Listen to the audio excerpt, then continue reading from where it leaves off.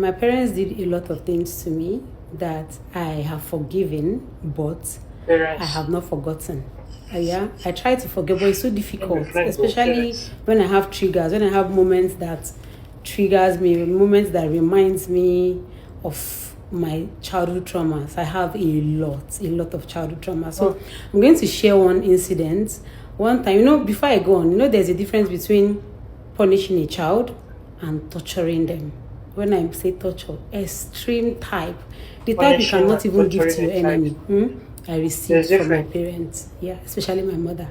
Okay, so one time I disobeyed them. I did something, I was rebellious. A lot of us that grew up in that generation knows that, they were very strict. Our parents then were very strict. But I think mine was just beyond strictness.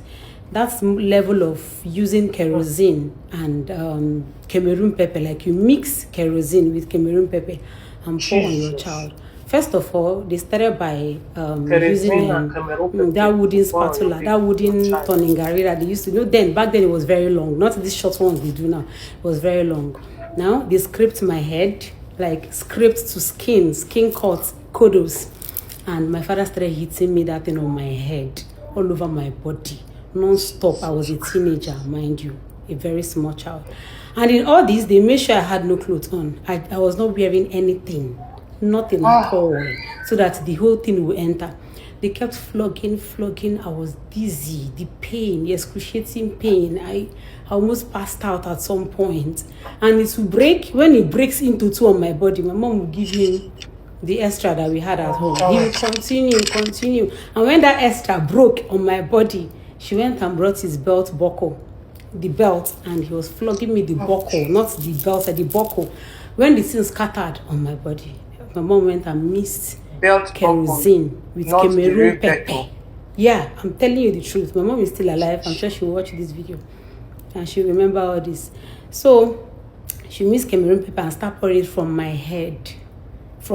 All the bleeding, the pain, the cuts, the amount of scars I have on my body. If I have 100 scars, I got like 90% from my parents. She'll pour me the whole thing on my body, pain, kerosene, and then if I try to cry or try to open mouth to say why, I should be targeting me. Like she'll be waiting for me to try to beg or try to ask why this kind of torture? This is no longer discipline. If I try to ask a question, she'll target and then she'll just pour it into my mouth. The thing will go straight down my throat, enter my nose, go into my eyes. Oh my God, if you notice now, you notice how I blink. This blinking didn't start now. It started from when I was small. Like a lot of things that are wrong with me started from there.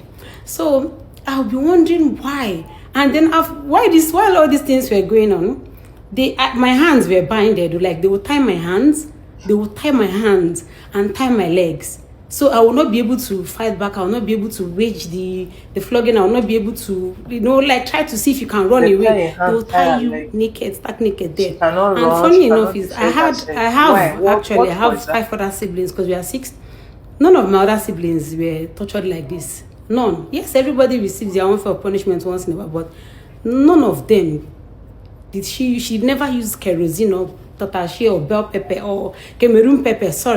Cameroon pepper on any of them except me. Yeah. And as an adult now, I think about these things once in a while and I still ask why. There was one time I called her, I think a few months ago.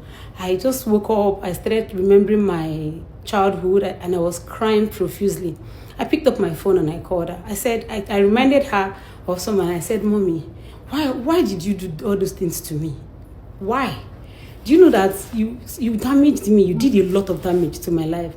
And she said something, and she said, that she was ignorant, that I should let all these things go, and God has blessed me. In her words, leave all these things as bygone. I was ignorant. I didn't know what I was doing. That was how I thought.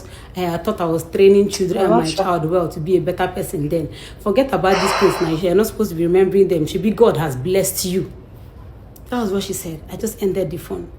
You see? So I kept thinking again. I continued to cry because I look at my sisters, no scars. I look at my brothers, no scars. And I'm asking, I'm doing this video today not to talk bad about my mother or blame her or anything. I just want to understand if there are other children as at that time that went through what I went through. And Even the please, way this is she not dey about my talk mother, because a from lot of you, her if you want to heart, judge me, it judge seems her me. heart is heavy. Judge me, call me names, call me whatever you want to call me. I don't care. Do you understand? Because this is about me. It's about me. If you won't believe that up to today, I am still traumatized. Up to today, if I see my mom, Jojo for I wetin have to pretend to be okay around her. I still have jitters, I still have triggers, I still have fear. I am still scared of her. Do you understand? Like I don't know how people can stay with their mom for like 1 week, 1 month. I can't 3 days like this. I'll start being scared. I'll start having nightmares. I'll start because of all the childhood traumas. There is even one that I've not mustered the courage to share. If I share that one, like a lot of people have, you have to get tissues. You have to carry your No, the bucket way because she's a lot taking of tears will things, happen that day. let's say she dey So shake the her major hand. reason of doing this video is I just want to know if it was exclusive to me, because all these things did not happen to my siblings. I remember one that after they finished torturing me, they left me naked on the ground till the very next day. No food, no water. I slept on the floor, On the floor. still binded. My hands, my leg, everywhere was swollen. No My food, no eyes water. was swollen, my jaw, my neck, my head was swollen. I had cuts, I was bleeding. And guess what? At the middle of the night, I started seeing my period. I was lying on my period till the next day, till my mother She was dey break. satisfied for me to be untied and go to clean my body. My body started peeling because of the kerosene and the pepper. My eyes, I had red eyes for days. I just want to know if other people experience this thing. I have a lot of experiences. I have so many. I have the anxiety disorder that I have till today came from my childhood trauma. A lot of issues I have mentally from them. A lot of No be say you go stay with physical, person, you go like biological avoidance mother and issue that father. I have started from my childhood. I didn't have a normal childhood. I didn't grow up in a loving family. I grew up in a very dysfunctional family, right? I didn't know we were not taught sibling love. We were not taught Jesus, God love. dey Do you enter get me. any kind of love you see me show now is the one I learned as I grew as an adult and from my husband. Do you get? So please, you can, after judging me, judge me, call me name, say whatever you want to say. Just tell me, please. Did any of you get this level of torture in the name of punishment? Did you get bathed in The only kerosene, name I can call hash this pepper? woman The now. pepper has episodes, but I've not gotten the Nah, courage to share deeper ones. And this is just the nah, surface. This is like brave the tip of an woman, iceberg. So let courageous me know in the woman, comment section, the please. one who God Thank has you so stand much for for. watching. Bye bye.